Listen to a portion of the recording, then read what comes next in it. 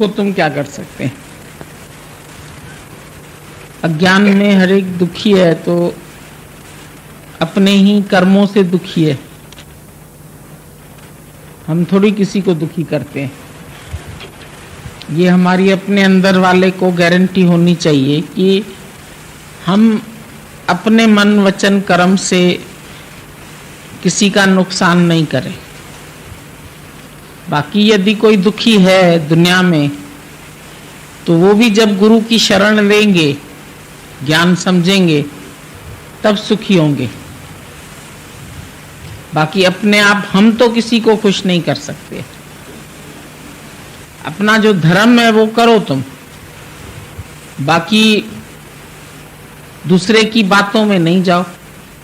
दूसरे की बात में जाएंगे तो तुम परेशान होंगे। उधर बैठो, चलो। हम कर्म जो है वो निष्काम भी तुमको समझना चाहिए कि निष्काम ही होना है।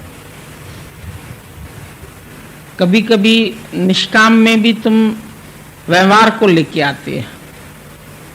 तो दादाजी ने बोला निष्काम फकत ज्ञान है, और जो ये ज्ञान है ये सब बातों से तुमको छुड़ाएगा। ज्ञान माना तुमको अपने स्वरूप का ज्ञान। ज्ञान मतलब नहीं कि तुमने गीता रट ली, रामायण रट ली, या तुमने पोथी पुस्तक पढ़ लिए। ज्ञान का एक सबसे सही अर्थ है कि तुम अपने को जानो, तुम कौन है। और जब तुम अपने को जान लेंगे, अपने स्वरूप में स्थित होंगे, तो तुम्हारे लिए जगत बचेगा नहीं। ना ही जगत का कोई विचार आएगा, ना ही जगत को तुम सुखी करेंगे, ना ही तुम जगत को दुखी करेंगे। तुम जब कहते हैं मैं दुखी हूं, मैं सुखी हूं, तो कौन दुखी है और कौन सुखी है? वो मैं क्या चीज है? क्या जीव दुखी है, सुखी है, या आत्मा दुखी सुखी है? इतना तुम कम से कम अपने अंदर में विचार करके देखो कि जब तुम बोलते हैं मैं सुखी हूं या मैं दुखी हूं, तो तुम किससे दुखी हो? कौन तुमको दुखी कर रहा है? ये बात दादाजी पूछते थे रोज कि तुम बोलता है मैं दुखी हूं, तो तुमको किसने दुखी किया है? ज्ञान से तुम थोड़ा विचार करके अपने आप से पूछो कि तुम्हारे दुख का कारण क्या है? कौन है? कौन है जो तुमको दुखी कर सकता है, या कौन है जिसने तुमको दुखी किया है? इसका उत्तर तुम बताएंगे? क्या कह सकते हैं तुम? कौन दुखी करता है? हाँ, घर वाले नहीं दुखी करते तुमको? कोई तुमको डांटता है, कोई तुमको मारता है, कोई बीमार पड़ता है, कोई परिस्थिति आती है, कोई हालत आती है तुम्हारे ऊपर, तो तुम दुखी होते हैं? या तुम्हारा खाली अज्ञान तुमको दुखी करता है?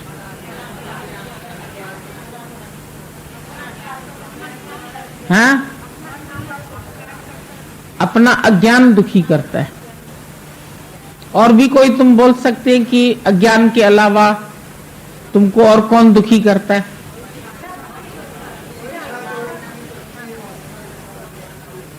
घर वाले दुखी करते हैं, परिस्थितियां दुखी करती है। अभी तुम्हारे को जेल में डाल दिया जाए तो तुम दुखी होएंगे? तुमने कोई ऐसा गलत कर्म तुमसे हो गया और हम तुमको जेल में देखें कि तुम जा रहे हैं जेल में, तो क्या करेंगे हम? हम तुमको क्या बोलेंगे? बचाएंगे तुमको जेल से?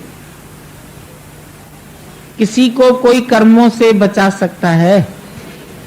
जिसके पास जो जो कर्म आता है प्रकृति से, या कर्म का फल उसको भोगना पड़ता है। चाहे तुम सत्संग भी सुनते हैं तो भी क्या तुमको कर्म के फल से गुरु बचा सकता है क्या? आज यदि तुम्हारे शरीर के ऊपर कोई कष्ट आ रहा है तो क्या गुरु बचाएगा उसमें से? तुम्हारे संबंधियों का कोई कष्ट आ रहा है तो गुरु बचाएगा? क्या करेगा गुरु? गुरु आज अर्जुन के पास भी इतना बड़ा कष्ट आया, उसके सब भाई विरोध में खड़े हो गए। 100 कौरव 100 थे और दुर्योधन ने बहुत चतुराई से अपनी ओर सबको मिला रखा था। द्रोणाचार्य को भी, भीष्म पितामह को भी, सबको उसने अपनी ओर मिला लिया था झूठ में, और वो लोग भी उसका अन्न खा के सच नहीं बोल रहे थे। जब द्रौपदी नंगन हो रही थी सभा में, तो उस वक्त सब बैठे हुए थे। गुरु द्रोणाचार्य भी बैठे थे, कृपाचार्य भी बैठे थे, भीष्म पितामह भी बैठे थे, और 5 पति भी बैठे थे उसके। कोई उसको बचा पाया या कोई बचा सकता था? कोई नहीं बचा सकता था, पर उसके विश्वास ने उसको बचाया। उसका अपना विश्वास, जो उसका विश्वास भगवान में था, उस विश्वास ने उसको बचाया। कृष्ण ने भी नहीं बचाया। अगर उसका अपना विश्वास नहीं होता कृष्ण में, तो कृष्ण कहां से उसको आके बचाता? बाहर से कभी तुम ये सोचो कि हम भगवान के भगत हैं तो भगवान हमको बचाएगा, तो भगवान कैसे बचाएगा? दादाजी बहुत अच्छी बात कहते थे कि तुम लोग कभी कभी भगवान को बोलते हैं, जिਵੇਂ जिਵੇਂ तारिया सदना कसाई मैनू भी इए तार। लोग भजन गाते हैं, जैसे सदना कसाई को भगवान तुमने बचाया, ऐसे हमको भी बचाओ। नरसी भगत की हुंडी भरी तो हमारी भी भर देना। हमारे पास भी आके तुम बैठोगे तो हमारी हुंडी भर जाएगी। पर दादाजी इसके ऊपर मिसाल एक और देते थे कि अगर समझो क्राइस्ट को नहीं बचाया भगवान ने, द्रौपदी तो बच गई, पर क्राइस्ट नहीं बचा, सोक्रेटिस नहीं बचा, अनलहक नहीं बचा, तो क्या वो भगवान के भगत नहीं थे? या भगवान ने पार्शियलिटी की कि उसको तो बचाया, उसको तो नहीं बचाया? ऐसा कुछ भगवान के पास पार्शियलिटी है? तुम लोग सब इस बात को अच्छी तरह से सुनो और इस बात को जानो। दादाजी ने बोला, impartial justice is the purest mercy of God. भगवान के पास इम्पार्शियल जस्टिस है। इम्पार्शियल मतलब पक्षपात रहित। भगवान पक्षपात रहित न्याय करता है, या न्याय हो जाता है उससे। वो कहीं ऐसी कचहरी नहीं बनी है, तेज लगी कचहरी कहीं नहीं।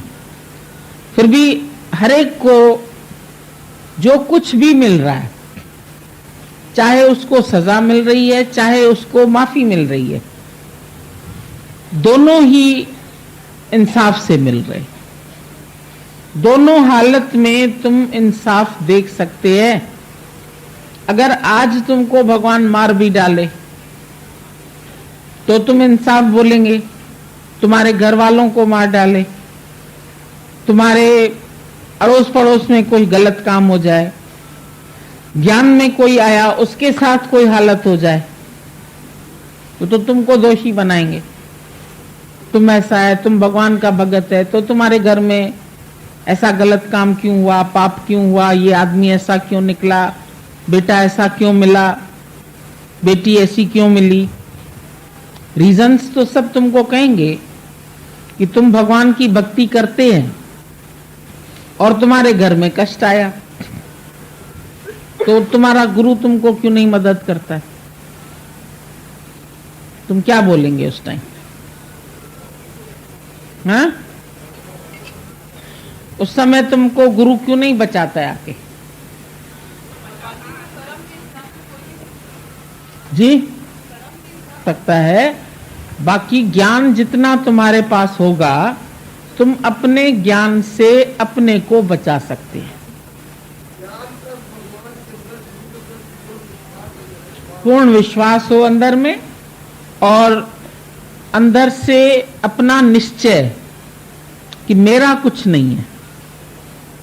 अभी राजा जनक की नगरी को आग लगी तो वो भी चिल्लाता, भगवान तुम मेरी नगरी को क्यों नहीं बचा रहे हो? मेरे घर में आग लग जाए तो भगवान तुमने क्यों नहीं बचाया? देखो इस बात में कि ज्ञानी के शरीर पर भी यदि कोई कष्ट आ जाता है, मान लो, तो क्या ज्ञानी अपने शरीर को बचाता है?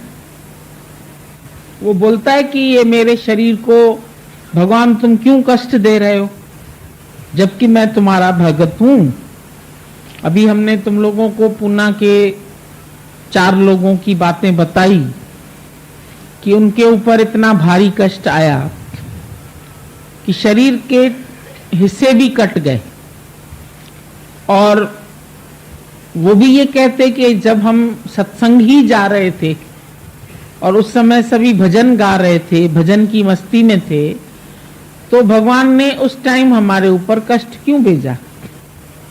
इसमें सत्संग दोषी है या गुरु दोषी है कि भगवान ने उनको ऐसी तकलीफ दिया जो 2-3 साल से अभी तक शरीर में पीड़ा है?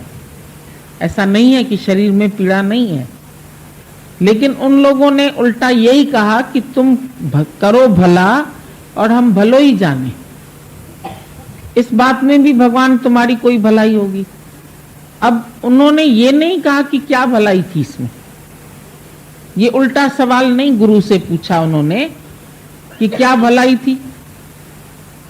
वो तो उल्टा इतना शुक्राना मान रहे थे कि जब बॉम्बे हॉस्पिटल में एडमिट थी तो रोज दादाजी उनसे मिलने जाते थे, रोज उनको पूछने जाते थे, और एक एक सत्संगी जो भी उनसे हेल्प हो सकती थी उस समय सबने अपने दिल व जान से वो मेहनत की, पर फिर भी उसकी टांग को तो नहीं बचा पाए। उनके शरीर के अंग कट गए तो उससे तो कोई नहीं छुड़ा सका ना, उससे कि कोई छुड़ा सका। फिर भी वो ये कह रहे कि हमको डॉक्टरों ने भी बोला कि अगर तुम लोग बचे हो तो ये जरूर कोई दिव्य शक्ति है तुम लोगों के बियॉन्ड, जो तुम्हारा जीवन बच गया, प्राण बच गए। शरीर तो कट गया है, आधा शरीर रह गया, लेकिन प्राण बच गए। ये एक बहुत बड़ा करिश्मा था कि जब खाली 3 हीमोग्लोबिन रह गया बॉडी में, ऑपरेशन कैसे करे डॉक्टर? 3 हीमोग्लोबिन में तो और बहता खून और जाते, लेकिन कैसे बचाया? ये भी कोई भगवान का करिश्मा था। वो तो इसको करिश्मा मान रहे, वो तो उस बात में भी शुक्राने गा रहे थे। वो बोल रही थी, है कोई ऐसा गुरु रोज आवे देखने के लिए, रोज आए हॉस्पिटल में, रोज आके हमारे से हालचाल पूछे। अपने घर वाले भी थक जाते हैं। अगर कोई 2 महीना 4 महीना बेड पर होता है तो उसके चक्कर काट काट के घर वाले भी दुखी हो जाते हैं, थक जाते हैं। लेकिन एक गुरु थका नहीं और रोज उनके पास गए, उनका हालचाल लेने, उनको हंसाने, उनसे बातें करने, और एक दिन भी उन्होंने कोई शिकायत नहीं की। अगर कोई भगत है भगवान का तो उसकी निशानी ये है कि वो शिकायत नहीं करता। करो ना शिकायत, न करो तुम गिला, सुख में दुख में गुरु का प्यार याद रखना, कभी शिकवा नहीं करना। ये बात तुम सब समझ लो कि तुम छोटी छोटी बात में भगवान की शिकायत करते हैं, गुरु की शिकायत करते हैं, शिकवा करते हैं, कभी किसी के शब्द लगते हैं, कभी कोई बीमारी लगती है, कभी कोई, अब ये शरीर तो चेंजेबल है ही है। ये दुनिया दुखों का घर है, पर सुख है तेरी गली में। दुनिया में कभी कोई दुख से बच नहीं सकता। किसी की भी देह दुखों से नहीं बच सकती है। जो शरीर के ऊपर तुम्हारे दुख या सुख आने वाले हैं, वो आएंगे अवश्य। उससे सिर्फ तुम्हारा ज्ञान की शक्ति वो बचाती है कि वो दुख बेअसर हो जाते। अंदर तुमको दुखी नहीं करते। ऐसा नहीं कि बाहर से नहीं आएंगे। गुरु नानक साहब ने भी इसी बात के ऊपर लिखा है कि प्रभु के सिमरन दुख ना संतापे। दुख संताप नहीं करते उसको, दुख उसको परेशान नहीं करते। दुख ना संतापे, दुख ना आवे, ऐसा नहीं। उल्टा दुख आते हैं और वो अपने भगत को और भी चमका के जाते, क्योंकि उस हालत में भी उनके चेहरे की मुस्कुराहट कहीं नहीं जाती।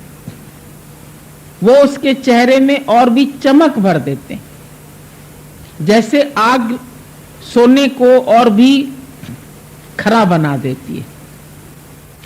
जब खोट निकालना होता है, गहने आप लेके जाते हैं, तो वो उसको आग में डालता है, और आग में डाल के जो उसका मैल जल जाता है, बाकी प्योरिटी रह जाती है उसमें, तो वो प्योर गोल्ड कहलाता है, 100% प्योर। इसी तरह से तुम्हारे अंदर भी जो इम्प्योरिटीज आ गई अज्ञान में, मायावश, संसार की बातों के कारण रहते रहते, अब तुम दिन भर में कोई मट्टी नहीं उठाते, कोयला नहीं उठाते, कोई गंद का टोकरा नहीं उठाते, और फिर भी तो तुम्हारा शरीर मैला होता है। रोज साबुन लगाते हो उसको? नहीं करते तो गलत कुछ भी नहीं है। कोई मिट्टी में बच्चों की तरह लेथड़ी भी नहीं पहनते हैं, मिट्टी उठा के सर में भी नहीं डालते हैं, पर फिर भी रोज नहाते हैं। रोज इस शरीर की हम सफाई करते हैं, रोज कपड़े बदल के पहनते हैं, क्योंकि पसीने की गंध उनमें रह जाती है। तो जैसे हम अपने शरीर को रोज साफ करते हैं, ऐसे अपने अंतःकरण को भी रोज साफ करो। कोई न कोई विचारों की मलिनता आ जाती है। कभी शिकवा आता है, कभी शिकायत आती है, कभी कोई बात आती है, कभी हम किसी को दोषी मानने लगते हैं, इसने मेरे से ऐसा किया, इसने मेरे से ऐसे किया, ये मेरे से नहीं अच्छा चला, ये ऐसा चला। तो इस बात में अगर तुम ऐसा कहते हैं तो तुम ज्ञानी कहाँ है? अगर तुम्हारे मन में कोई शिकवा शिकायत किसी के प्रति भी भरी हुई है, कभी कभी मन गुरु के प्रति भी शिकायत करने लगता है कि गुरु फलाने के पास तो इतनी बार गया, फलाने को तो ये मदद किया, फलाने के साथ तो ऐसा किया, हमारे साथ नहीं किया। ऐसा भी बोलते हैं बोलने वाले, पर गुरु अंदर से जानता है कि मैंने कभी किसी के साथ कोई बुराई नहीं की, न मन में चाही, और क्यों करेगा? गुरु किसी की बुराई करेगा क्यों? किसी को गलत फल मिलेगा तो क्या गुरु दुखी होगा या उसको भी दुख से छुड़ाएगा कि बेटा ये तुम्हारे पिछले या अगले कोई ना कोई कर्म है जिसका हिसाब किताब इस शरीर को मिलता है। जो बोया है सो काटेंगे, ये बदलेगी नहीं बात। घटना तो घट के रहेगी, चाहे कितना भी जोर लगा ले। तुम्हारे जीवन में जो मुसीबतें आनी है, घटित होनी है, तो वो घटना तो घट के रहेगी। ये नहीं कि वो घटनाएं तुम्हारी वापस चली जाएंगी, पर तुमको असर नहीं करेगी तो बेअसर हो जाती। प्रारब्ध के कष्ट ज्ञानी के पास भी आते हैं, जहर का प्याला मीरा के पास भी आया, उसको भी भला बुरा कहा गया, उसकी भी निंदा की गई, पर मीरा के अंदर चमक कहां से आई? जब उसने हमारे पास काला नागा लगा, प्रभु आए आज सांप के लिबास में। उसने बोला धन्य है मेरे भाग्य, क्योंकि प्रभु आए आज सांप के लिबास में। मेरे पास भगवान, तुम आज सांप के लिबास में आए। नामदेव ने पकाई रोटी, कुत्ते ने उठाई, पीछे घी का कटोरा लिए जा रहा है। तुम बोलेंगे नामदेव भगत जो था उसके पास कुत्ता आया तो रोटी को उसने घी, कुत्ता वो कुत्ता नहीं था। ऐसा मतलब नहीं कि तुम भी रोटी पका रहे हो और कुत्ता आ जाए और वो तुम उसके पीछे घी का कटोरा लेके दौड़ो। ये एक सिमिली है। कोई कुत्ते की तरफ भौंके, कोई तुम्हारी बुराई करे, कोई तुमको कष्ट देना चाहे और तुम उसको फिर घी लगाओ, उसको और तुम अच्छा करके देखो, तुम उसको और प्यार करो, तुम उसके आगे और झुक जाओ। कोई तेरी निंदा करे तुम उसको अपना मित्र बनाओ। करते जो हमारा बुरा उनका सत्कार करें। गुरु से तुम ये वर मांगते हो, गुरुदेव मेरे दादा मुझको ऐसा वर दे, सेवा सिमरन भक्ति जीवन में मेरे भर दे, ये सब मेरे जीवन में भर जाए। इसीलिए आते हैं हम सत्संग में। कोई मेरे से कितना गलत चले, कोई मेरा तिरस्कार करे, कोई मेरे लिए खड्डा खोदे, कहते हैं वो आपे ही गिरसी खड्ड में तू लंगे पैसे पार। कोई तुम्हारे लिए गड्ढा खोदेगा तो पहले तो उसको खुद गड्ढे में जाना पड़ेगा ना, तो उसके लिए तुम क्यों बुरा सोचो? तुम तो उसको भी फूल माला चढ़ाओ। कितने बड़े बड़े इब्राहिम लिंकन लेक्चर देने खड़ा हुआ, एक व्यक्ति को जलन हुई, गुस्से में खड़ा हो गया, बोला लिंकन जी ये मत भूलिए कि आपके पिता जो थे वो एक मोची था। तो मोची था तो क्या हुआ? इब्राहिम लिंकन ने कहा धन्यवाद, तुमने बहुत अच्छा किया, मेरे को आज इस अवसर पर मेरे पिता की याद दिला दी। तो क्या मेरे पिता के कार्य से तुझे कोई शिकायत थी? क्या उसने कोई तुम्हारा जूता गलत सिला था? बोलने वाला चुप हो गया। तुम कैसे रिसीव करते हो ज्ञान को ये बताओ। तुम दुख को कैसे रिसीव करते हो? तुम दुख को मेहमान जानते हो, तुम दुख को प्यार करते हो। आज मेहमान आता है तो तुम उसको प्यार करते हो, उसकी इज्जत करते हो। तो दुख भी मेहमान है, सुख भी मेहमान है। ज्ञानी दोनों को एक दृष्टि से देखता है, दोनों में भेदभाव नहीं रखता है कि दुख क्यों आया, ये क्यों हुआ, वो क्यों हुआ। भावना तुम्हारी बलवान है तो सामने खड़ा भगवान है। तुम्हारे भाव में कहीं कमी है तो भगवान भी तुम्हारे से बेशुक्र बंदो तो बेजार खुदा, खुदा भी उससे बेजार हो जाता है। और जब तुम शुक्राना मानते हैं तो ईश्वर भी तुम्हारा शुक्राना गाता है, कह रहे ये मेरा भगत देखो कैसे चमक रहा है। और वो दुनिया में उसको जितने कष्ट आते हैं उसके पास वो और चमकता है। और दुनिया सारी देखो ये ज्ञानवान है, ज्ञानवान का भी कोई आदर्श होता है।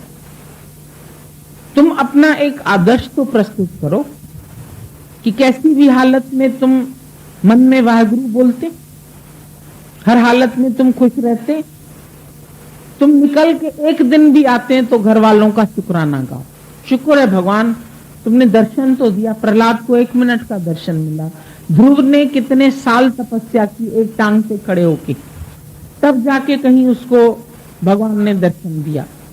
जब नारद ने बोला भगवान तुम भी पक्षपाती हो, बेचारे ऋषि मुनि जंगलों में बैठ के तपस्याएं करते हैं, उनके सर पर मट्टी जम जाती है, चिड़िया घोंसले बना लेती है, तो तुम उनको तो दर्शन देते नहीं हो। और इतना छोटा बालक ध्रुव, इतना छोटा प्रहलाद, तुमने उनको दर्शन दे दिए। भगवान ने बोला ये शायद ऐसे नहीं समझेगा, तो शाम को सैर कराने के लिए लेके गया नारद को। तो रास्ते में देखा सफेद सफेद पहाड़। बोलने लगा भगवान वैसे तो मटमैले होते पहाड़, ये सफेद पहाड़ का कैसे है? तो हंसने लगे भगवान, तो मुस्कुरा के जवाब देते, बोला ये पहाड़ नहीं है, ये हड्डियां हैं, अस्थियां हैं प्रहलाद के और ध्रुव की। इन्होंने जन्म जन्मांतर से तप किया है, तब जाके मैं इनको मिला। ये जन्मों की तपस्या से इन्होंने जो गल गए शरीर, उनकी अस्थियां हैं ये। तो कितनी मेहनत के बाद, कितनी तपस्या के बाद जाके परमात्मा का दर्शन होता है। हम सब कितने भाग्यशाली कि गुरु ने अंदर में ही परमात्मा का दीदार करा दिया। तुम जो तो वट आए राम, ऐसा भी नहीं कि मैं राम हूं, बोलते तुम्हारे साथ है राम, तुम कभी अकेले नहीं हो, तुम जहां भी हो प्यार से पुकार लो, जहां हो तुम, जहां बैठे हो वहां प्यार से पुकार लो, देखो तुम्हारे साथ है, तुम्हारे अंग संग है, तुमको अंदर से कष्ट नहीं लगेगा। प्रारब्ध के कष्ट तो आएंगे। सूरदास भगत का पेचिश हो गया, भगवान ने जाके खुद उसकी सेवा की, लेकिन लोगों ने बोला तुमने इसका दर्द क्यों नहीं मिटाया, तुमने इसका पेट क्यों नहीं ठीक किया। भगवान ने हंसा, बोला मैं सेवा कर सकता हूं, पर कर्म की सजा तो सबको मिलेगी, कर्म की सजा से कोई बच नहीं सकता है। जिसके जिसके कर्म में जो जो बात लिखी है, खुद भगवान जानकीनाथ, उसको कल राज तिलक मिलने वाला है और उसी वक्त उसको वनवास का हुक्म मिला। तुम्हारे घर में शादी और तुमको देश निकाली मिले, कैसा लगेगा? लेकिन वो उसमें भी खुश है, कह रहा मैंने अपने मन को सुखों की तरफ मोड़ दिया, वन में बहुत सुख है। तो जानकीनाथ जब उसको भी 14 वर्ष का वन मिला, आज तुम 4 दिन घूमने जाते हैं फिर वापस घर जाते हैं, अरे अपना घर दाता का दर, उसको 14 वर्ष तक अपना कोई घर नहीं था। कैसे वो वनों में झोपड़ियां डाल डाल के, कभी किष्किंधा घाट पर, कभी कहां, पूरा समय भटकते रहे। बेचारे पांडव सच्चे थे तो भी कितना दुर्योधन ने उनको कष्ट दिया, बीच बीच में अज्ञातवास में चले गए, पहचाने नहीं कोई इनको, 14 साल तक अज्ञातवास। उन्होंने इंद्रप्रस्थ बनाया तो वो छीन लिया, फिर बोला युद्ध के बिना 1 इंच भी भूमि का नहीं दूंगा। इतने बड़े बड़े कष्ट सभी के पास आए हैं। हमारे सामने जो इतिहास है, हम इतिहास क्यों पढ़ते हैं? हम संतों की बातें क्यों पढ़ते हैं? हम उनकी जीवनी क्यों पढ़ते हैं? उनकी लाइफ हिस्ट्री जानने की कोशिश करते। देखो उनके ऊपर भी ऐसी ऐसी हालत आई। विवेकानंद की अभी बात भगवान बता रहे थे, कितना कष्ट था उसके घर में। एक ही कमाने वाला लड़का जो अपने माँ बाप को पाल सकता था, बहन की शादी करा सकता था, उसकी लगन लग गई भगवान से, मस्त हो गया। नौजवान लड़का, घर का कोई नौजवान लड़का हो, जिम्मेदारियां हो उसके ऊपर पूरे घर की, और उसको ऐसी लगन लग जाए कि उसका कोई कामकाज में मन नहीं लगे। डिग्रियां ली हुई, इतना पास किया हुआ, और घर जाता था तो घर के लोगों का मुंह ऐसा छोटा, अरे ये कहां चला गया, इसको पागल बना दिया उसने, रामकृष्ण ने, ये हमारा लड़का हाथों से निकल गया।